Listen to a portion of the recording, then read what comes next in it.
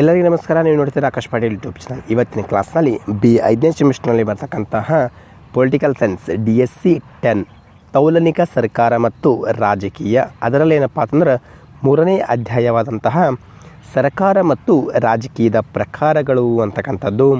ಅದರಲ್ಲಿ ಏನಪ್ಪ ಅಂತಂದ್ರೆ 2 ಅಂಕ 5 ಅಂಕ 10 ಅಂಕದ ಪ್ರಶ್ನೆಗಳು ಯಾವ ರೀತಿ ಕೇಳಬಹುದು ಅಂತಕ್ಕಂಥದ್ದು ಇವತ್ತಿನ ಕ್ಲಾಸಲ್ಲಿ ನಾವು ತಿಳಿದುಕೊಳ್ಳೋಣ ಬನ್ನಿ.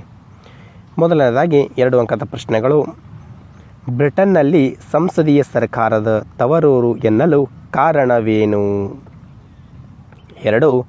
ಸಂಸದೀಯ ಸರ್ಕಾರ ಎಂದರೇನು? 3. ಸಂಸದೀಯ ಸರ್ಕಾರ ವ್ಯವಸ್ಥೆಯನ್ನು ಅಳವಡಿಸಿಕೊಂಡಿರುವ ಪ್ರಧಾನ ದೇಶಗಳನ್ನು ಹೆಸರಿಸಿರಿ. 4. ಸಂಸದೀಯ ಸರ್ಕಾರದ 3 ಲಕ್ಷಣಗಳನ್ನು ಬರೆಯಿರಿ. 5.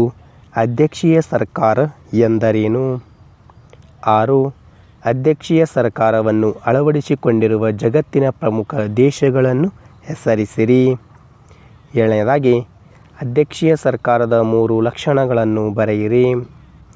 8. ತಡೆ ಮತ್ತು ಸಮತೋಲನ ಎಂದರೇನು? 9. ಏಕಾತ್ಮಕ ಸರ್ಕಾರ ಎಂದರೇನು? 10. ಏಕಾತ್ಮಕ ಸರ್ಕಾರವನ್ನು ಅಳವಡಿಸಿಕೊಂಡ ಜಗತ್ತಿನ ಪ್ರಧಾನ ದೇಶಗಳನ್ನು ಹೆಸರಿಸಿರಿ. 11. ಸಂಯುಕ್ತ ಸರ್ಕಾರ ಎಂದರೇನು? 12. ಸಂಯುಕ್ತ ಸರ್ಕಾರವನ್ನು ಅಳವಡಿಸಿಕೊಂಡಂತಹ ಜಗತ್ತಿನ ಪ್ರಮುಖ ದೇಶಗಳನ್ನು ಹೆಸರಿಸಿರಿ. 13.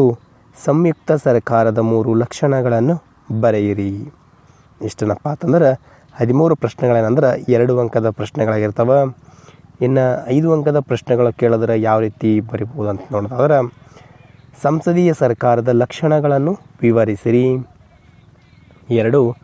ಸಂಸದೀಯ ಮತ್ತು ಅಧ್ಯಕ್ಷೀಯ ಸರ್ಕಾರಗಳ ನಡುವಿನ ವ್ಯತ್ಯಾಸಗಳನ್ನು ಗುರುತಿಸಿರಿ. 3. ಏಕಾತ್ಮಕ ಸರ್ಕಾರವನ್ನು ಕುರಿತು ಒಂದು ಟಿಪ್ಪಣಿಯನ್ನು ಬರೆಯಿರಿ. 4.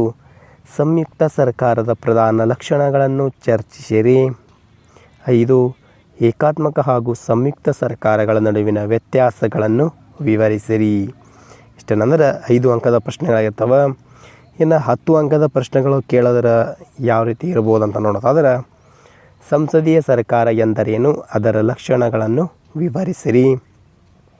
2. ಸಂಯುಕ್ತ ವ್ಯವಸ್ಥೆಯ ಅರ್ಥವೇನು ಹಾಗೂ ಅದರ ಲಕ್ಷಣಗಳನ್ನು ಪರಿಶೀಲಿಸಿರಿ ಅಂತಕ್ಕಂಥ ಈ 10 ಅಂಕದ ಪ್ರಶ್ನೆಗಳಾಗಿರ್ತವೆ.